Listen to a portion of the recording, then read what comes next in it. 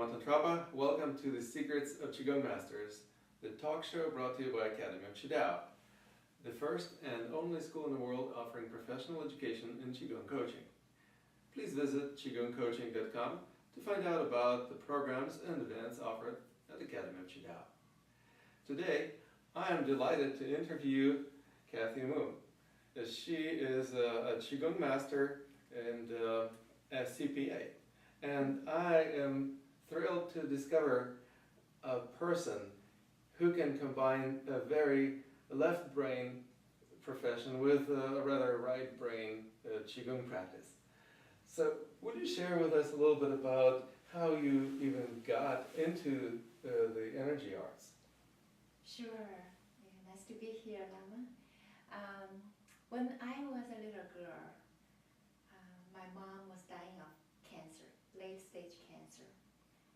And she probably saw every doctor she could find in big cities, medium cities, small cities.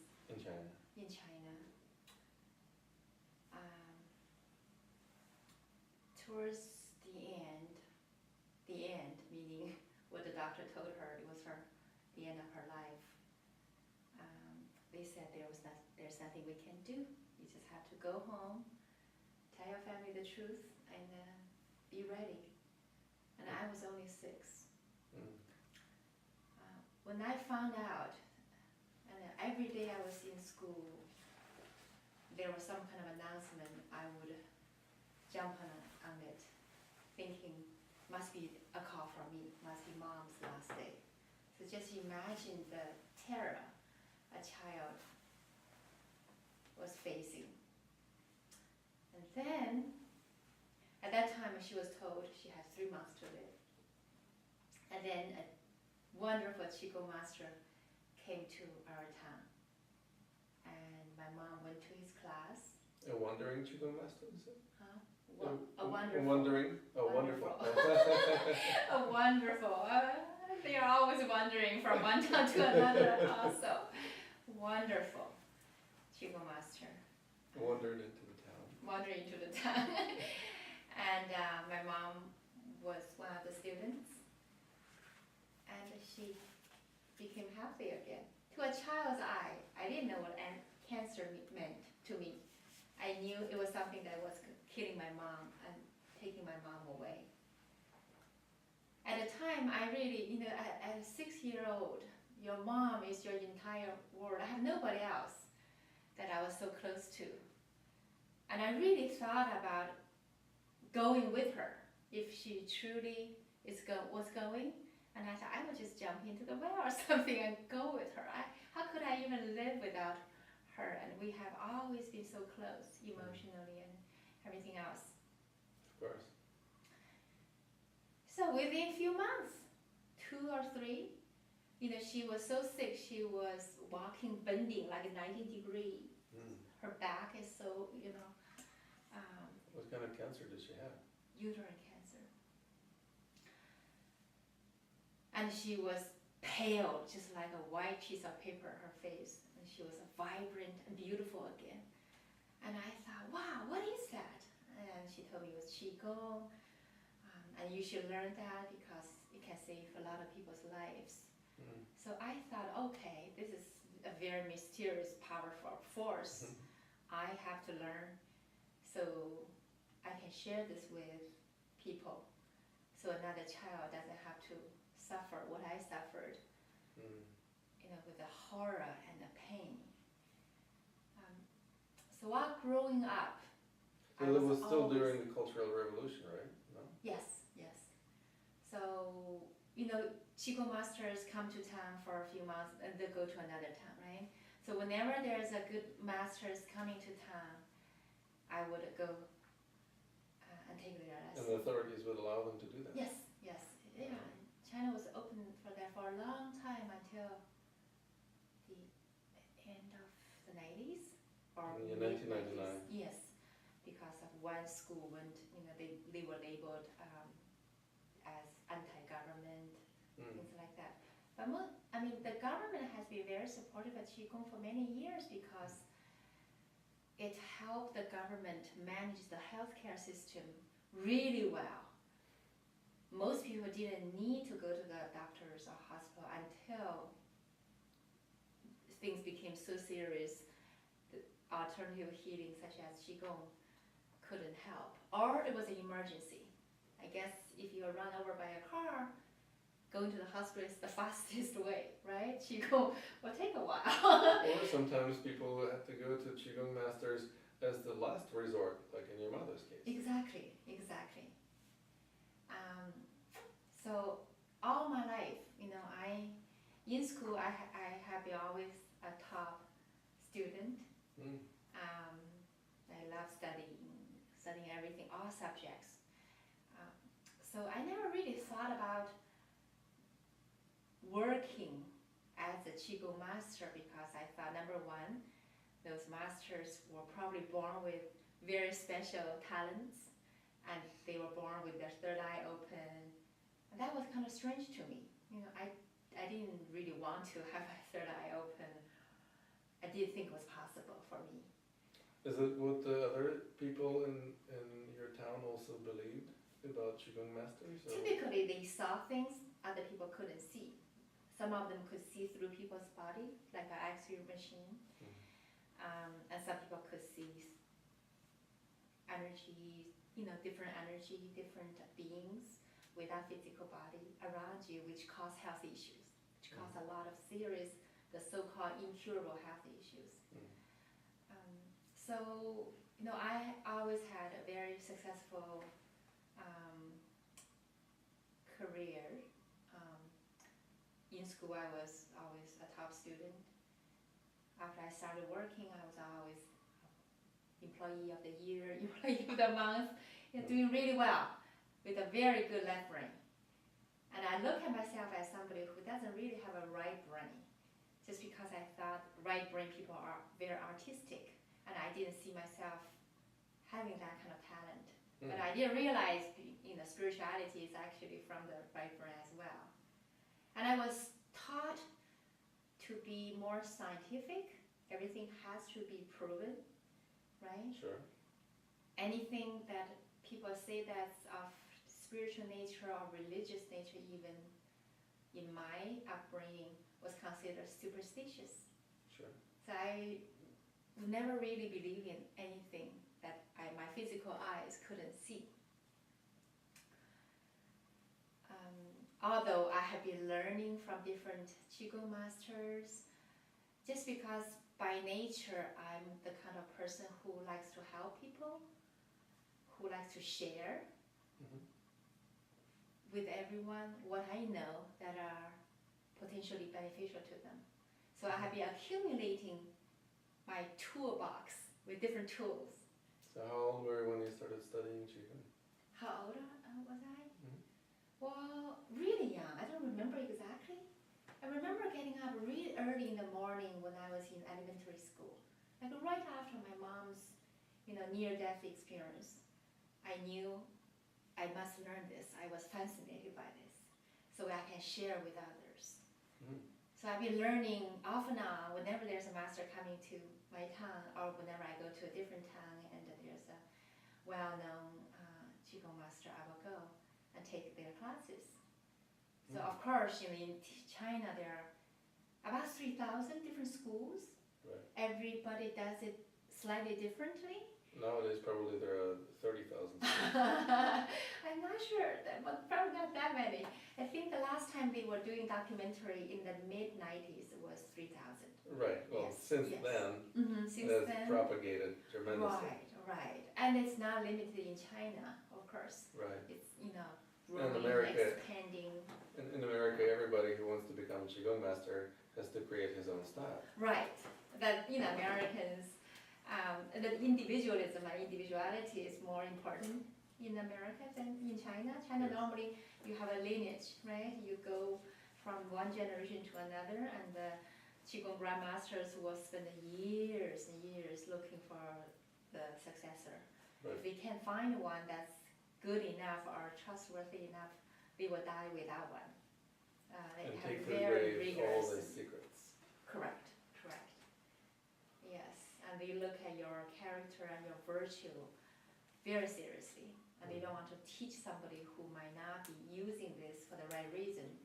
Because once you have this power, you can potentially do a lot of good, but possibly do some bad for selfish reasons, right? Oh, you believe in good and bad, do you? I do. No? I do. Stealing people's money, that's definitely bad, right? I don't know. Robin Hood, for example, thought otherwise, and he's the national hero. But please continue about your upbringing and how you learned Qigong. Okay.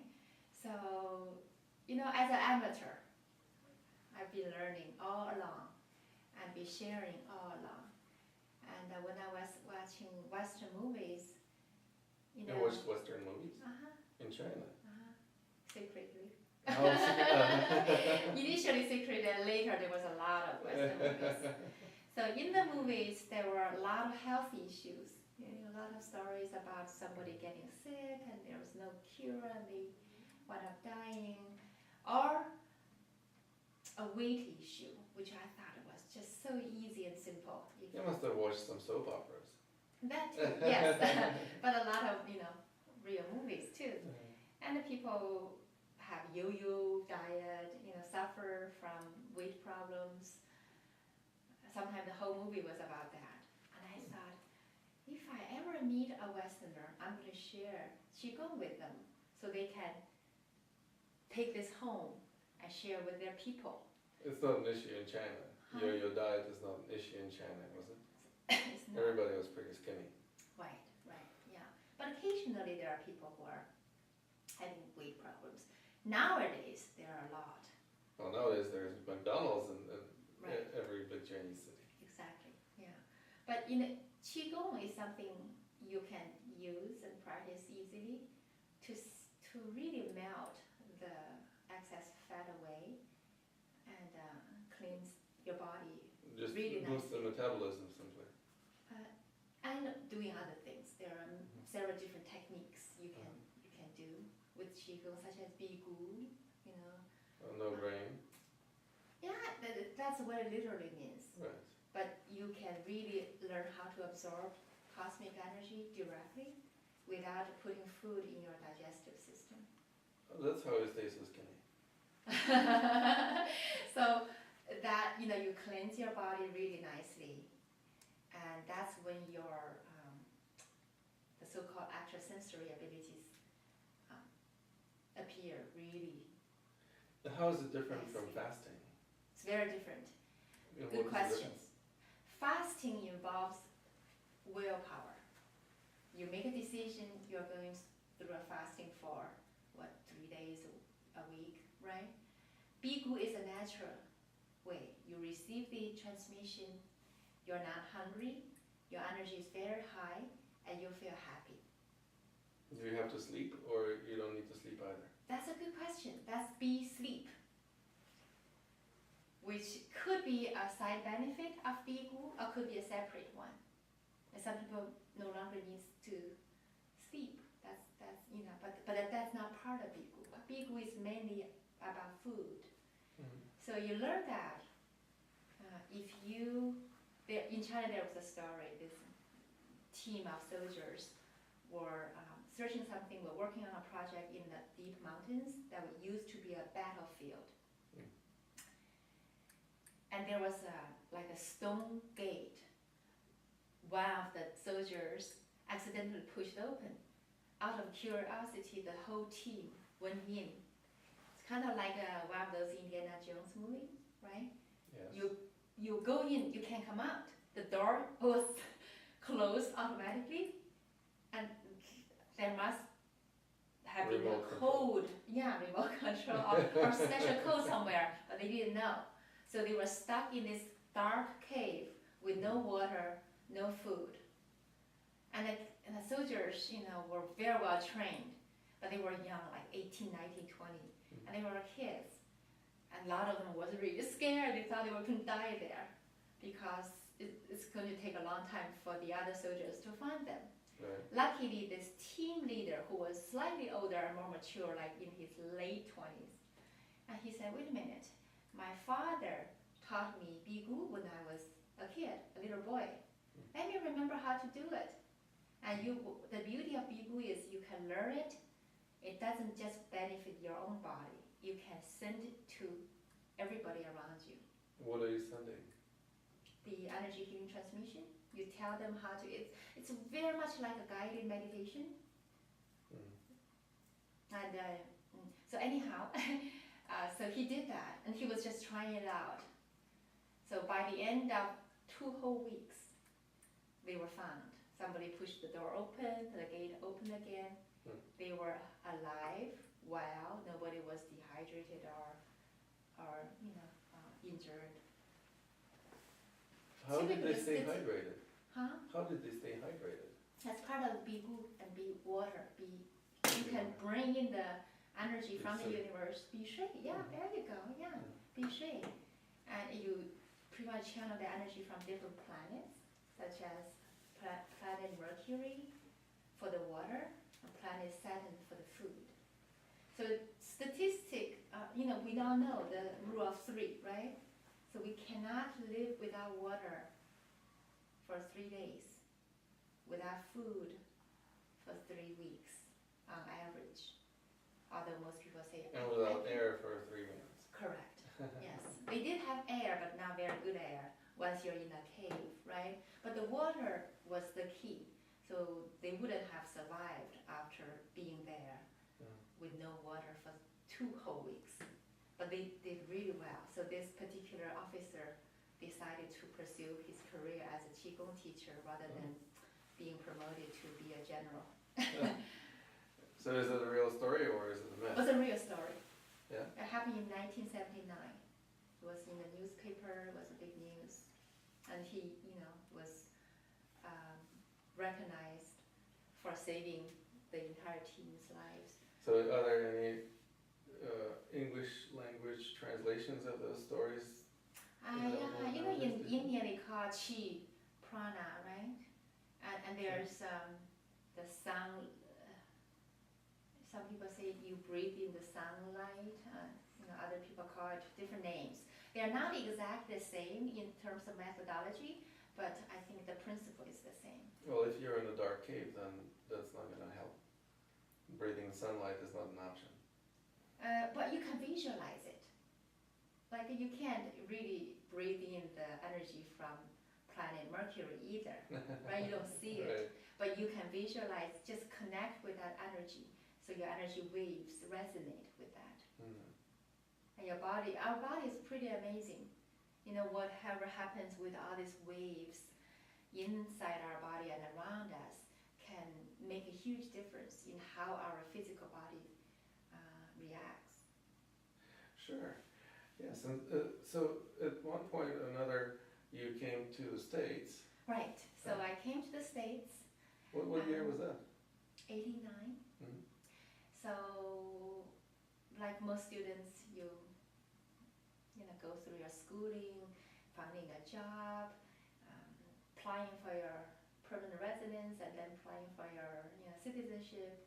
I did all that as a left-brain person, having a very successful career as a CPA and a certified financial planner, and doing really well. Life has been beautiful, and then most people think, oh, you have everything. A happy family, lots of friends, very successful career, my clients love me, my friends love me, I love them. I'm probably one of those lucky people who really doesn't need to look for anything else until I met my teacher, my current Qigong teacher, who was one of the top 10 highly revered Qigong grandmasters in China. Again, I wasn't sick. Grandmaster Le Tian, that's his name. Yeah, Le Tian Chen. So again, I wasn't sick or anything. Most people look for a Qigong master or grandmaster because they're sick, or because they have troubles with their career or marriage or other relationship. Because Qigong can really help heal just about everything, because everything is energy, right? Exactly. Other blockages create problems in our life, in this dimension at least. So I came because a friend of mine introduced me, and I of curiosity. I just want to see what I can learn here. Mhm. And when I witnessed how he healed so many people, he helped with so many people's healing. Yet he didn't speak the language, and he was not familiar with the culture, which created a lot of obstacles, for him. Of course. And I thought, oh, if I can help him as his translator, as his assistant, whatever I can do with all this assisting work, he can help a lot more people, and I can indirectly, behind the scene, help a lot of people. That's, I think, what my mission is, what my calling is. Whether as a CPA, as a good friend, as just a good person, you help people along the way whenever you are able to. And this is another way to help people, and the impact is more significant than doing that individually, right? Giving somebody some money or pick about somebody up. It's like a one at a time. But with Qigong, you can help so many people at once, right? So that's the group healing, that was very powerful. Exactly. And he did have several very good translators. Mary was one of them, and all of them were highly educated with PhDs and really good people who just saw the same thing I saw. By helping him, we indirectly help others in a more impactful way. But I thought he can always use more help, so I was very enthusiastic in helping out. So I became one of the main translators, and later became a certified instructor to teach. To teach what To style? teach Qigong. What style of Qigong does it teach? So this particular Qigong is very comprehensive. So we have physical Qigong to make your physical body very strong and resilient. Yes. And then others are meditative, that are more helpful with emotional issues, relationship issues, etc. The highest level is called, in Chinese, it's called 脱胎换骨. Literally means you change to an entirely new person. Sure. Most people in China have heard of the phrase 脱胎换骨. So if somebody hasn't seen you for 10 years, right? And all of a sudden you meet each other again, you look like a new person, you look younger and more energetic, and the person will say, you must have done 脱胎换骨. So that's what it literally means. So actually this has been an ancient secret that has been passing down from generation to generation within several lineages until the prior few hundred years. For some reason it stopped. The secret was lost. Our teacher received during meditation this secret from the universe, how to do it, why you should teach as many people as possible instead of passing on to one successor, one student.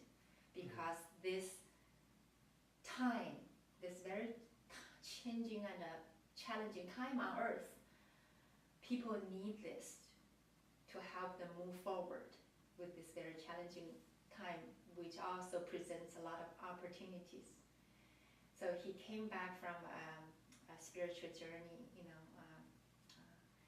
a retreat, and started teaching that. So that's the highest level of our practice, which help us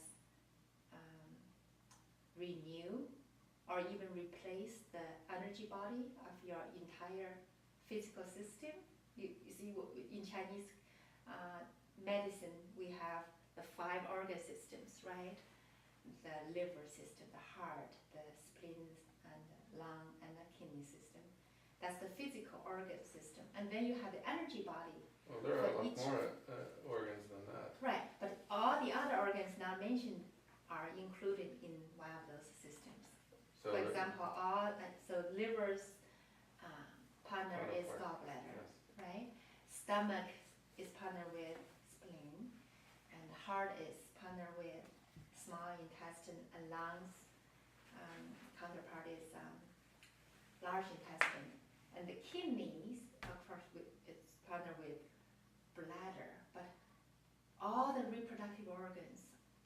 bones in the body belong to the kidney system.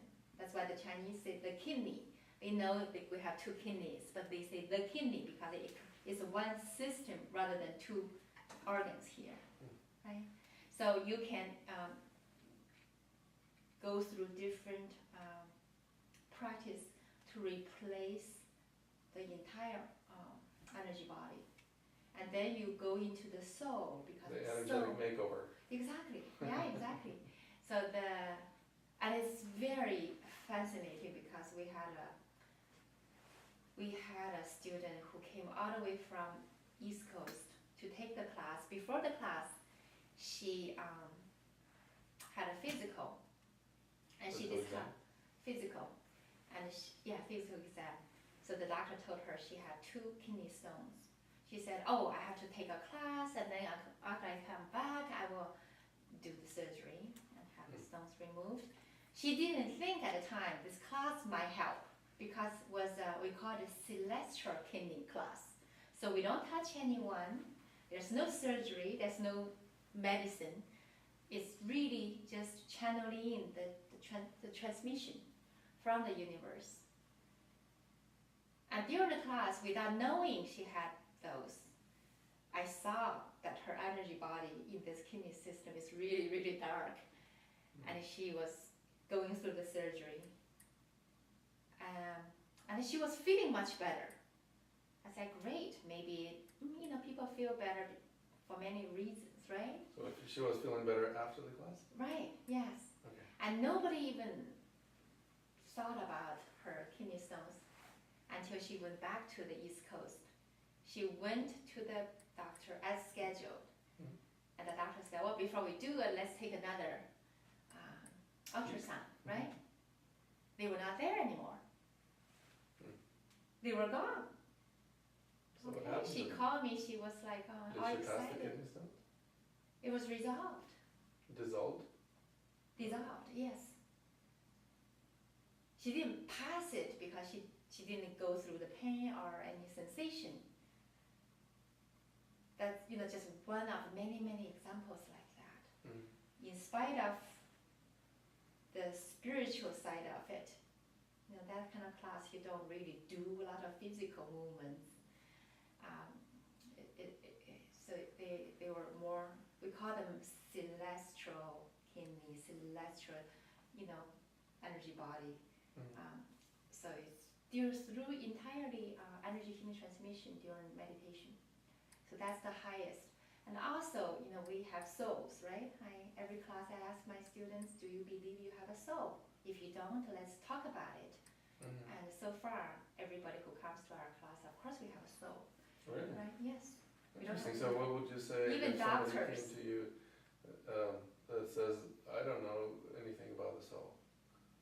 We haven't encountered that. So, but you say that you would talk to the person about that. So what would you say if somebody said, soul, what is that? What is that? Well, it depends on a person's religious background, spiritual background. So for example, So if what we the do person is is not Buddhist. to be Buddhists, totally. Yes. They totally believe in souls, right? So people who don't, normally those who are not religious at all, they don't believe in anything, might challenge that. But so far, I'm amazed, even MDs said, of course we have a soul. But how do you interpret the soul is a different story. One person maybe says it's the essence of me. Another person would say, oh, I actually see my soul looking like a energy ball or something like that. In the Chinese teaching, the soul, there are different components of the soul in different part of the body. We call that Ling, Hun, Po. Right. The Ling is in the heart, that's the commander-in-chief, very sensitive. And the Hun, there are 3 Hun in the liver, and the Po, some people have 6, some people have 7 in the lungs. So if a child is frightened by an incident, for example, you might disperse a Po, and the child might become sick or very timid from that moment on until somebody can help that kid to restore the Po. So that, so then if you start to... It kind of reminds me a little bit of the shamanic soul retrieval. Yes, some people may have lost their yangshin, which is one of the three huns in the liver, which represents the current lifetime. Looks just like you in the physical body, which is not the internal component. The internal component will never leave you. So we do have a practice called soul retrieval. So you call back the yangshin that's been lost, and the person immediately become much more lively and much more energetic. They often were like very sleepy, very tired, very listless. Yeah, exactly, and lost interest in life.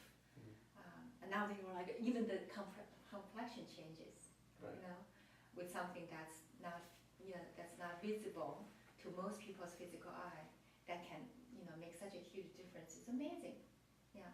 So, and we also go into the soul to resolve deep-rooted issues, because a lot of things were caused by trauma in a past lifetime, and also we have, spirit attachments healing. So some people may have been attached, and in America, several doctors have written books about that, and they use very similar method to clear and heal those attachments to people's bodies, and resolve health issues that again were deemed incurable. So by attachments, you're not talking about you're attached to a certain outcome of your actions, or you're attached to certain foods. It's a different kind of attachment. Can you explain a little bit? Right, it's the spirit attachment, meaning that some doctors call that spirit possession. So it's the soul of a deceased, specifically in what we do is the soul of a diseased person or animal, or sometimes plant, that did not move on after they die. They are like wandering souls. Talk about wandering. They're wandering in the third dimension without a physical body. So to sustain, they have to attach to a being with a physical body, and therefore drain your energy, causing a lot of sickness. Yeah. Now, would you share with us a little bit about how you managed to become a master? You just recently received an award from the World Qigong Congress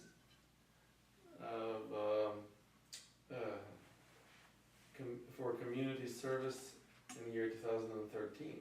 Yeah. Congratulations. Thank you. And it says that it's given to Master Cathy Mu. Obviously, being awarded such a nice award, you've been recognized for having done some community service. Right.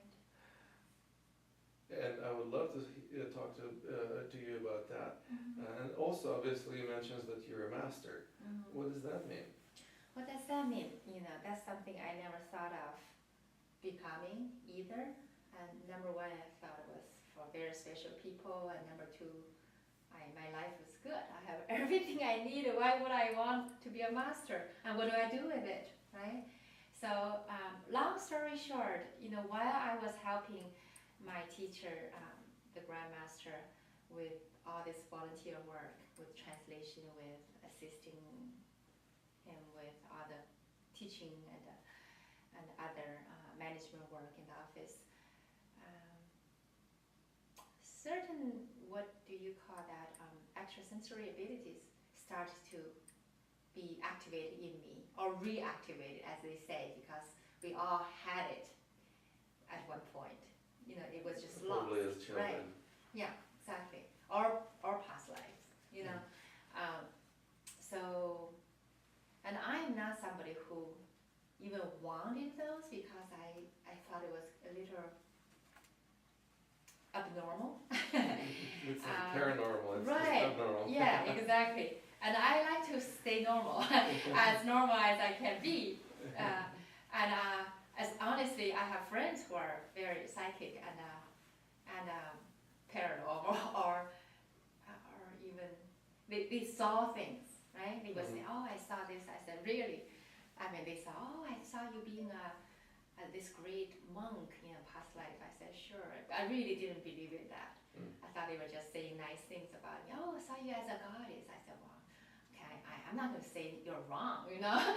Of course, we all may have been some great beings in the past, but how do you prove it, right? So Yes. one day during meditation, things started to happen.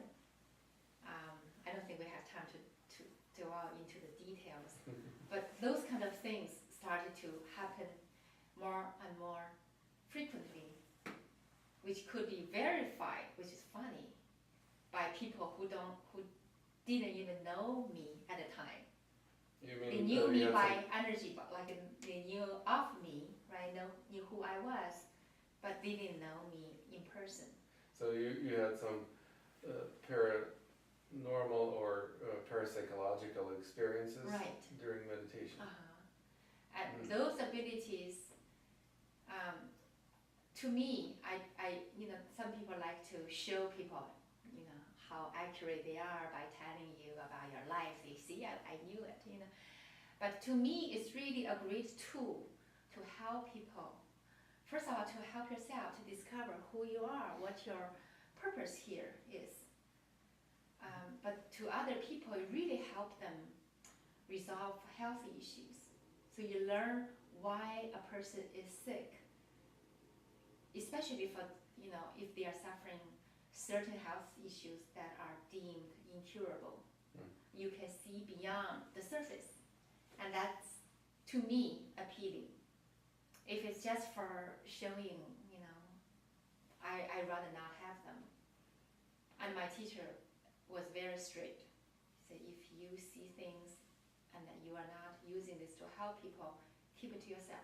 Don't say, "Oh, I knew you were, this is going to happen to you," or what you did in the past, that's not a very good use of this gift. So I was a good student. I was follow the rules. But really, in the process, a lot of people receive healing. A lot of people receive help. And there were a lot of standards the Grandmaster had in testing if a person is going to be the next master. There were quite a few. I wasn't even aware that he was testing me. I just thought whatever he asked me to do, I would just do it, I had no idea why, because most of the time it was just helping people. But he was testing me, and he said he has been looking for another master in the West, and the first master in USA for 16 years. He was just about to give up because he was planning on going back to Asia. Ideally, it would be nice to have a master here to continue with the work, but he thought he was not going to find one, so he was ready to give up. Then before, so that was when I showed up. So in October 2010, he announced in public that Cathy is the next master. I said, "Which Cathy? We have 3 Cathys here. You must have meant one of those 2 because I'm the newest number 1, and I never expect to be anything like a master." And he said, "The universe cannot be wrong. I have been told many times if I don't announce this, I'm going to receive a very bad negative karma for hiding that from people." I said, "What do I do with it? My plate is full. I have a family. I have a very busy career. I have no room for this. What do I do with it?" And he said, "You do whatever you want to do with it. You are guided to do it. That's not my problem. You can choose to do nothing. That's your karma. Or you can do whatever you are guided to do." So basically you get master's degree from him. Yeah, sort of. Yeah, it's not a degree, but it's, a selection of this succession of this lineage. So what does it mean to be a master? I What does think it it mean to be a means Qigong master different in general? things to different people. Mhm. To in this lineage, it has. I mean, I'm probably not the best person to speak on this. He, according to the teacher, he was looking for somebody who has. I mean, you have to have certain abilities, healing abilities, psychic abilities. But you have to have a loving heart and high virtue. In other words, you're not using this to, like what we said, oh, I can, guess your social security number, your birth date, and your bank account number, therefore move your bank balance to mine. That's one way. Some people actually did that. There were people who actually used this kind of ability to do bad things. I don't know, for lack of better words, selfish things at least. So if you are given this so-called power, you are going to use this to help others for their healing and, for not only for healing people, but also when you see the plant is sick, you heal them. Your animals are sick, you heal them. You don't heal them per se, you help them with their healing. And Mother Earth is in critical shape with all these things that are happening on Earth. And we send our energy there. So, and your ability to lead a team is very important. So you have to have strong leadership that inspire people to join you with the work. And harmonize the energy field. When somebody walks in angry, can you harmonize that so you kind of transmute the energy into a happy, harmonious energy? Which I luckily can do even before the master thing. I think I was possibly born with that genetically or otherwise, I don't know. So I love peace. I love to make people happy, not to please them, which is very different. If I can, I always do whatever I can to make people happy. Not that I care they like me or not, but I just think that's the healthy thing to do. Great. Well, yeah. or the way that I put it is that the more people you help manifest and live their dreams, the more people will help you manifest and live yours. Right. Yeah. Now, when you are talking about mastery, you also mentioned that there are certain skills and healing abilities that you develop. How do you transmit these skills and healing abilities to your students now? You mean how do I teach them or Yes. or channel in the? Well, whether teaching, channeling, or otherwise. I think I just share with them. That's the teaching part. I tell them my experience very transparently. I don't hide anything. I don't make it a big mystery. Because most people think Qigong Master are mysterious people. They have secrets. I share all the secrets. I think the more people know about all the so-called secrets, the more people become healthier.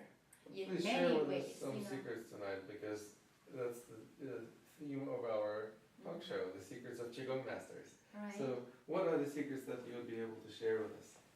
Well, I share with Bigu, the Bigu transmission earlier. And all the practices that we actually teach in classes that, many of them were deemed secrets before. And I share with them, I think, really, in my opinion, everybody has the potential to become a master. First of all, they are the master of their own health. Nobody knows about a person's health and well-being than themselves. So to rely on a master to heal in itself is very disempowering. Right. So I have a lot of students who come to me after class, please come to my home for a private healing session. I can pay whatever, and money is not a problem. Health is a problem. Bad feng shui is a problem. I said, no, my true calling is to empower you, to share all the secrets with you so you can learn. You have it 24/7, so you don't have to rely on the master's time, schedule to heal. Exactly. And the more important to the knowing that I can heal myself is very, very powerful. I think to rely on other people may have contributed to your sickness, right? Some of them are disappointed. They say, well, why can't you just give it to us, you know? Right. I said, number one, I think my time is better used to help many people at one time in a class, setting, than to one person, right? It's Right. not about money at all. They were like, oh, I said, unless there's a reason such as privacy, maybe you don't want to share your health issues in the group setting. Maybe you are a celebrity, you don't want people to know you have certain problem, whether it's a health issue or relationship problem or worse. Drug addiction. Could be. And in that case, I occasionally, if time allows, I do make exception. And I really think everybody can really become a master in the capacity that we do work for people, if they want to. First begin with knowing that you are the master of your own health. Other masters can help, but you are the one who can truly help yourself from the root cause, right? And then fully if responsible for your health too. Exactly. So that essentially gives the person 100% responsibility for their own health. Right. Does it also apply to responsibility for any other experiences that they have in their lives? So the themes, if any, is I think everybody's talking about let's raise the vibration of the earth, let's raise the vibration of everyone on earth. But a lot of people ask, how do you do that? You jump up and down, and you dance, you sing all day. I share with my students that the vibration of love and appreciation is the most wonderful vibration we can experience. Very, very high vibration. When you love someone unconditionally, not in a way that's very practical, like I give you something, you give something back to me. I do this for you, what can you do for me? Which is often the case in romantic relationship, right? So that's why people turn against each other in a nasty divorce. But when we love our children, that's often unconditional. So I tell them, if you have children or somebody else's children who's like a really cute baby, you can just imagine that cute baby's face. You love that baby unconditionally. That raises your vibration within you and around you, right? So that's very easy for people to accept. So another thing I share with my students is to take 100% responsibility. Oh, that was not easy for everyone because they immediately remember, suppose they had a certain religious background. They remember the shame, the blame. When I was little, I was told, it's your fault.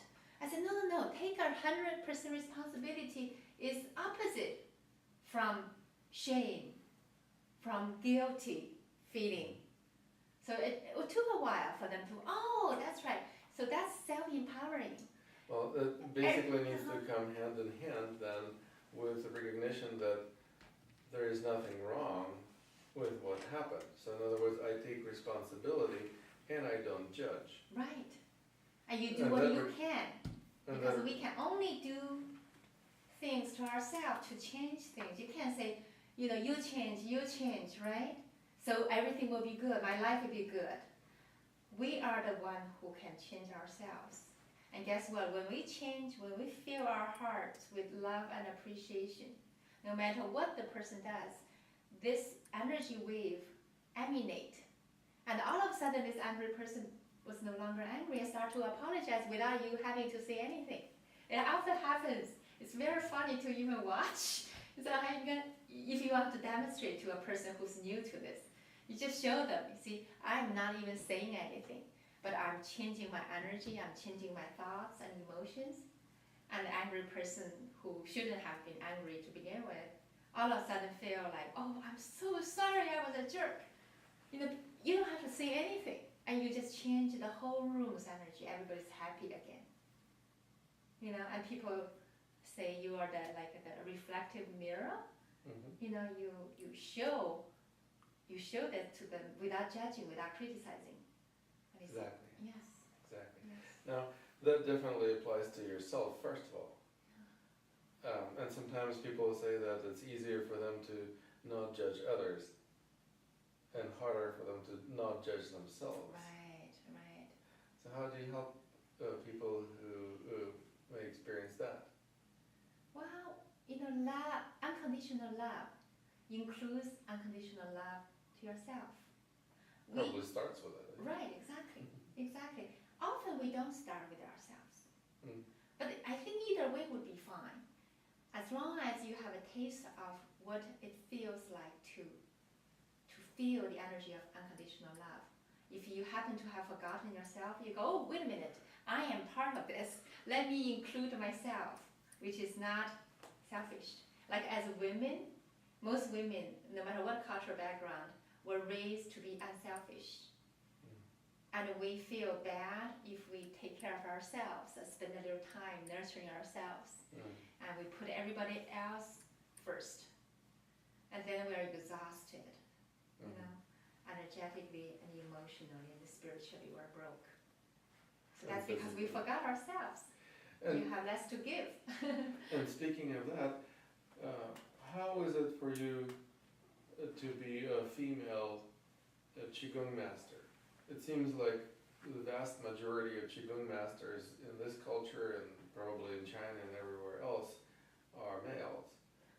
What does it feel like, and perhaps how do you deal with any challenges related to that? So far it's been really positive. I think it has to do with the age. You know, people say it's the feminine energy time, which is not men bashing or masculine energy. You know, it's not like we're against male energy or masculine energy. I think balanced males have perfect feminine energy as well, unless they choose to hide it to show I'm a strong man. It has been really very warmly welcomed as a female master, like at the 15th World Congress. Several people mentioned, oh, it's time to have the divine goddess energy here because it was predominantly male, right? Yeah, even though it was organized by Yifu Chao. Right, yes. So, but the rest of the masters from all over the world, you know, mostly male, right? And their performance was very impressive, very convincing about the existence of qi, but also, you know, that's not something I would perform as a female master. Oh, you mean like you're not going to hit yourself on the head with a brick? No, I don't think we need to do that, you know.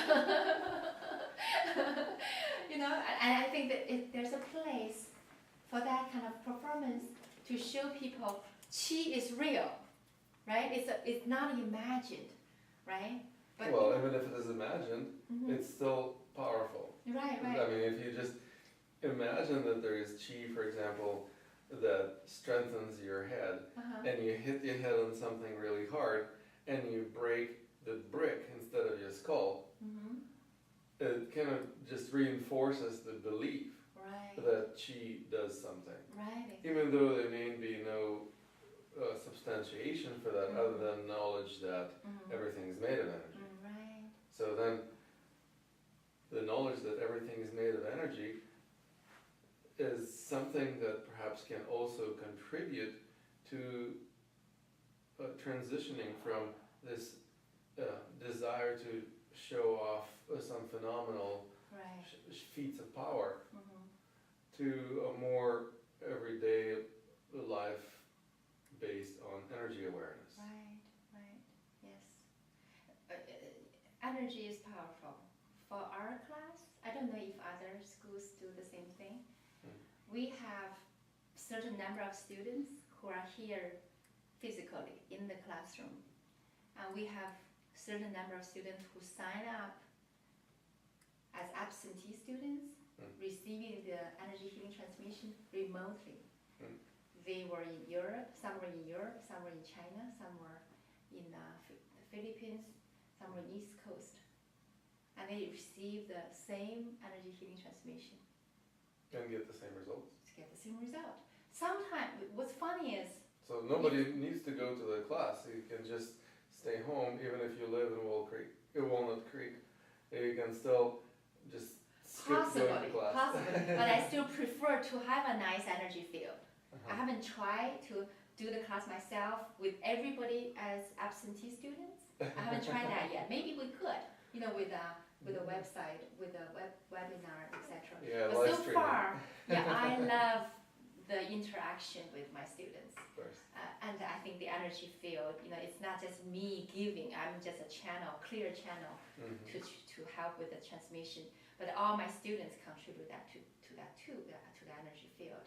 But it's amazing how people who didn't even know about this. Sometimes, suppose you love your best friend Bob, who doesn't believe in Qigong, who doesn't even know what this is about, but he has certain health issues, and you say, as a birthday gift, I'm going to sign up for him. And so he may call you and say, do something to Bob without him knowing that? Right. But I don't do that without them knowing, but their family members do. I thought that the main objective is to support people in taking responsibility for their health. If you're not even telling Bob that you're doing something to him, how is he going to participate in that? Well, sometimes they call their relatives or friends, and they are not answering the phone or anything. But they tell them later, after class, they say, hey, I was trying to reach you, but it works anyway. That's the pretty amazing, the amazing part. It works because whatever symptoms were stopped. So what happened to me? So I see some discrepancy here. On one hand, you're talking about empowering people to take charge of their health. On the other hand, you're doing something to them behind the back. Not doing behind the students are allowed to sign up for their relatives. I understand. And tell them, call them, email them, text them. But sometimes they come back and tell me, I couldn't find my cousin during the class until afterwards. But this is what happened. The health issue stopped. So which means it can work that way too. Although I think for long-term healing, for complete healing, the person needs to be part of it. And that's also an Eastern and Western cultural difference as well. We used to do a lot of healing to include everyone who may need this healing energy, until I was told by my students, one of them was an MD, and he said, Master Tianjia, what you guys are doing is fantastic, but in America, be careful not to impose your healing on others. I said, what do you mean imposing? You mean some people who are sick and they don't want to get well? He said, exactly. Some people say, I want this pain. Don't take that away from me. I said, you are serious? He said, yes, I have experienced that. And he said, I have the same compassion. I want to help everyone. But some people don't want to be helped. We have to leave them alone. As a matter of fact, people develop certain patterns of holding tension in their bodies that cause certain patterns of pain. And they arrange their identity in a way that would integrate this pain. So then they may introduce themselves, hi, I'm Bob, I'm a man with lower back pain. Yes. That's and if you become part of their identity, yes. Exactly. If you take the pain away from them, they won't feel like themselves anymore. Right. Who am I now? And then they will actually be looking for something to precipitate that pain again. So in other words, they will tense up again and revert back to the habitual holding pattern. And that's one of the challenges that probably people experience if something has been done to them in terms of the therapeutic applications of Qigong. Right. If they were not the ones who were actually healing themselves, then they need at least some assistance with assimilating this new experience and integrating it into a new sense of identity that would be based on the new level of health.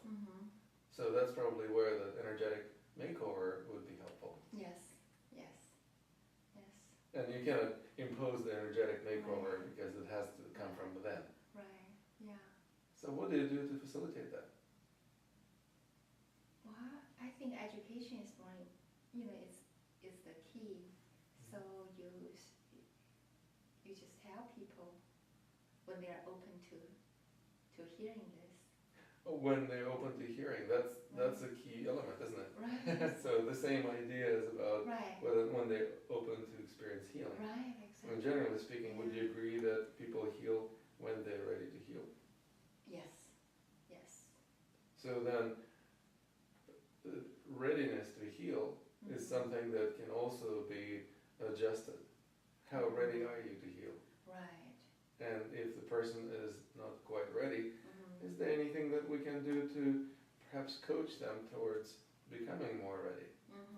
Oh, then I think there is. And sometimes it takes awareness. That's all it is. It's not like people are stubborn. Not necessarily. Occasionally I have students who were already very highly successful healers who came to my class out of curiosity rather than needing it. And one of them shared with me that he was treating a woman who literally smelled like a rotten body. I mean, the whole room was just filled with foul odor because her body, she was almost dead, but she was in such pain. She was not dead yet, but she was rejecting all treatments, whether it was, Western medicine, Eastern medicine, or including Qigong or other healing methods. No. She was screaming with pain, because of her pain. And her body smelled like a really dead person's body. But she was like, no, don't touch me, don't get near me. I need this. So apparently the person is not ready. And there could be many theories to explain that. It could be attachment sometimes, not necessarily the person itself. But even that, if you reason with even the attachments, they choose to part ways with the person, and they have to be ready to move. And the person has to choose to part ways with the attachments. So essentially, it's a matter of the value system. I think so. If something has been offered to them that is not high on their priority list, so to speak, or it contradicts a higher value, then they will reject it because their higher value will be compromised otherwise. And so this may actually include then the need to help person evaluate or perhaps reevaluate their values, which is something that most people never do in their lifetimes. Right. And then when they recognize, oh, my value of health, for example, is not as high as my value, let's say, of independence. Right. Then obviously if somebody is offering something that feels like the independence is being compromised, then hell with health, I'm going to stick with my independence because that's my highest value.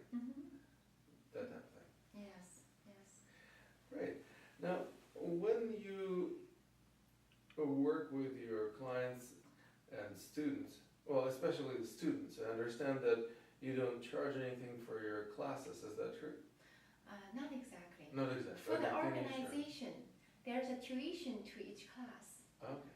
Also, that's part of the taking responsibility as well. People say people don't value something that's free, Right. no matter how wonderful it is. But also, realistically, you have to pay for the rent, pay for overhead, pay for insurance, etc. Sure. So, as an organization, there always has been a tuition. As a person, as the master, I'm the only master in our school that didn't take a penny from the tuition. Number one, I wanted to keep the tuition low so more people can afford it. Number two, I think that's one of the reasons I received this Community Service Award. I think it's time to give back with whatever abilities I have. Number 3, we have a lot of wonderful volunteers, like this lady, stop her career as a pharmacist from the top school, trained, fully experienced, highly experienced. I think, if I want to lead by example, so as a master, I can't say I will be forever a volunteer without taking a penny. If I have to start my practice as a CPA, 100%, because I'm at the crossroad in a way to say, okay, how can I use my time in the most effective way if I can help people, a lot more people doing this work than my CPA work. Should I do, because several people told me, you should do 100%, you're wasting time being a CPA, although you're a great, fantastic CPA, but in this field, you can help so many more people. Right. So maybe at that point, I may have to start taking a reasonable salary. I can't say guarantee I will forever be the volunteer master. Unless you retire from Yes. CPA. Yes, exactly. Now, let me ask you before we wrap up our interview, what would you say was the highest achievement in your Qigong career? If not counting this award that we just talked about. The highest achievement, that's Or funny. accomplishment. Or accomplishment. That sounds like a third-dimensional concept to me, because. Well, how about the fourth-dimensional achievement? Yes, I'm not saying I'm better than that or I'm superior than those concepts, but when I step into the role as Master Cathy Mu, I feel there's a separate, identity. I'm no longer me. So I really feel the sensation of becoming one with my students, with the universe. Oh, that also includes Cathy. Possibly. That shouldn't be separate. Right. That should be the but same. the idea of even sometimes losing the sensation of your individual body, I think it's the highest sensation. I don't know, it's the highest achievement or anything. For example, one time I was helping this woman who is actually a doctor, very, very smart young lady who was suffering from this horrible disease. And it was a weekend class, 3-day weekend class. Towards the end of the class, and during the class they were very grateful, and the mother was with her the whole time. Towards the end, the mother said, "Thank you so much, Mary, for your help." In the normal setting, you would say, my name is not Mary, my name is Cathy or Tianjia. Maybe she was thinking Mary. Exactly. But for that moment, I said, sure. So because for the first time I realized it doesn't matter. It's Mary or Cathy or Lama or, it doesn't matter. We are all one. I don't even need to tell you what's my name. And that's really a great feeling. That's what oneness means. You don't have to tell people my name is this or that. It's a label of this physical body. Does it matter? I really feel, I still don't, I remember it clearly. It happened like 2.5 years ago. I said, wow, that is really a great sensation. They don't have to know who I am. Somebody did say, maybe she's referring to Holy Mother Mary's energy. She's Catholic, yeah. She's not, actually. But again, that's a different subject, but a lot of people do see that energy when I do the work. Yeah. Well, very good. How about another question? What would you say were the greatest challenges, or one greatest challenge that you experienced in your Qigong career? And how you managed to overcome it, if you have? challenge, okay. You know, I told you guys earlier that whenever I'm invited to conferences to speak, I took pride in not having anything to offer in terms of merchandise or products.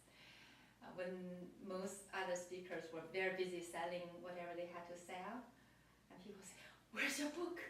Where's your CD? Where's your DVD?" I said, I don't have one. And they will walk away very disappointed.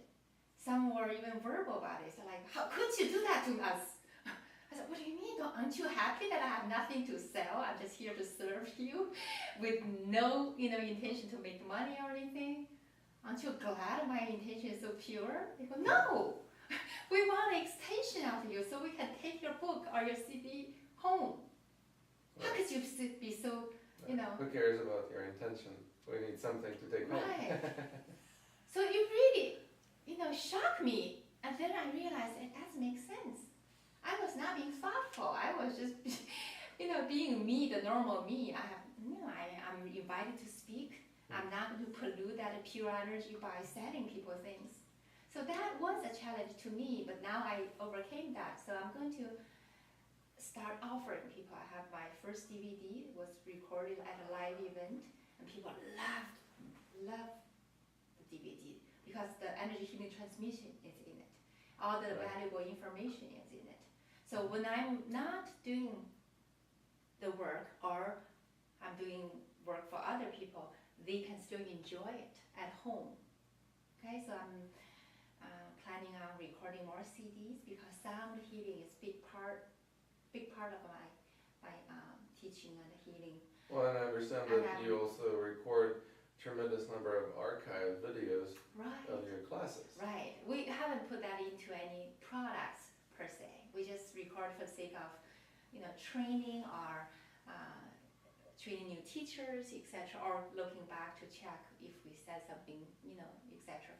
And at one conference, I was approached by a publisher who asked me to write a book to work with them.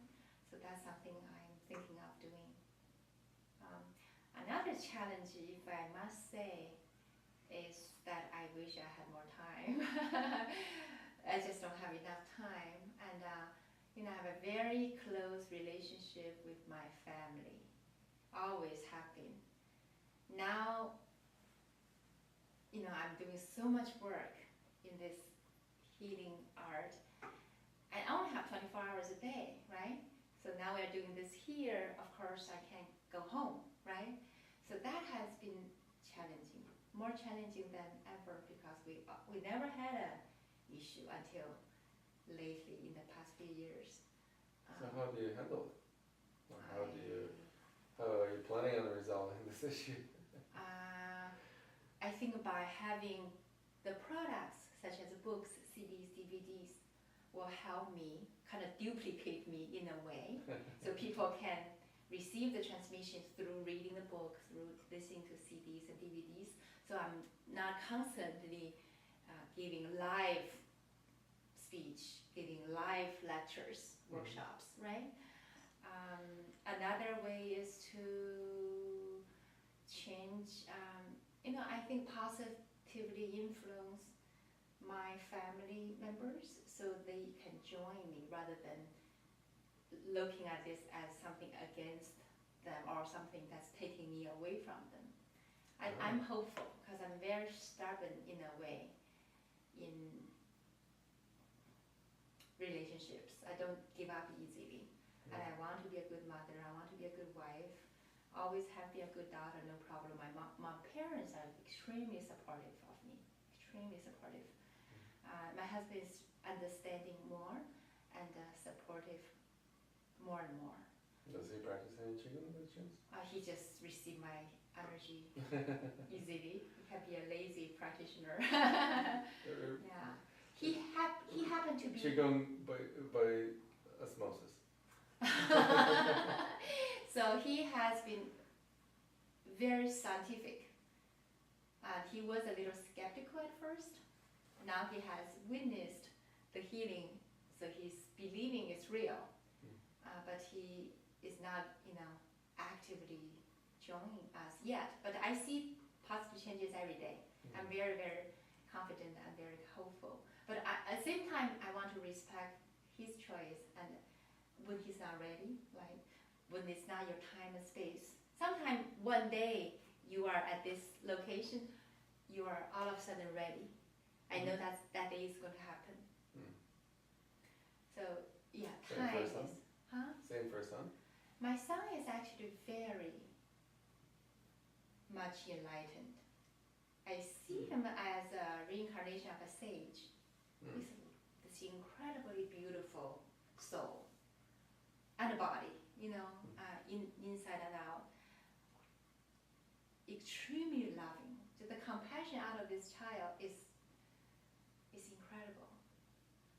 So much love, kindness, and he knows. He seems to have the right perspective since he could articulate it. And I know he's going to be, doing great things. But right now he's busy with schoolwork. I don't want to bring him in too much. I mean, last time I knew Living Expo, he came to volunteer for a whole day. So people loved him. He loved everyone. Yeah. So he's good. Yeah. Great. Well, to round up our discussion tonight, would you have any words of wisdom to share with our listeners and viewers? Word of wisdom. I think unconditional love is so important. Appreciation of each other, appreciation of Mother Earth, and everything, the plant, everything is a living being, living organism. We need to respect them, appreciate them, don't take anything or anyone for granted.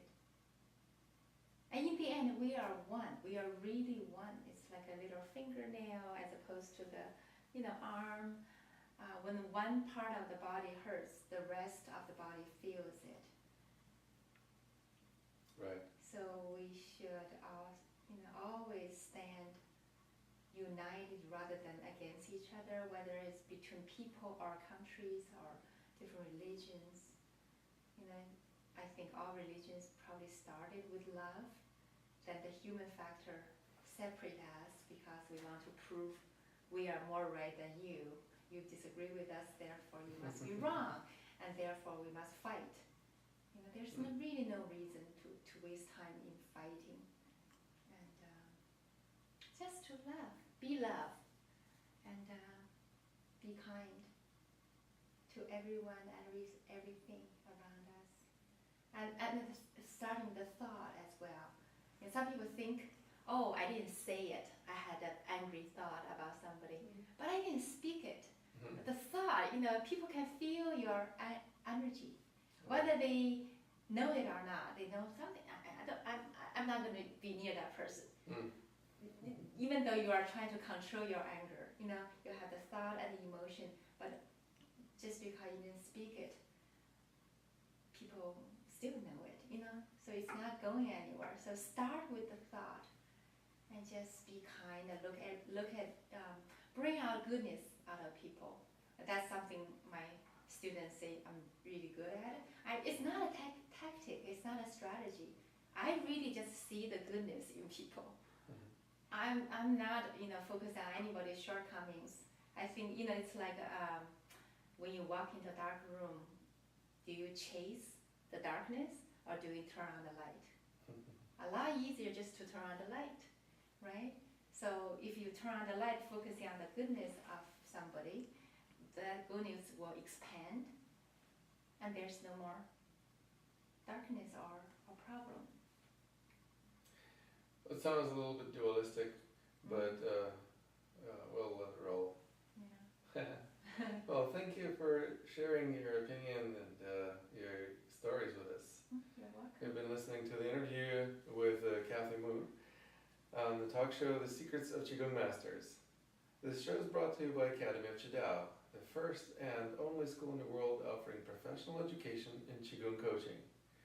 Please visit qigongcoaching.com to find out about the programs and events offered at the Academy of Qidao.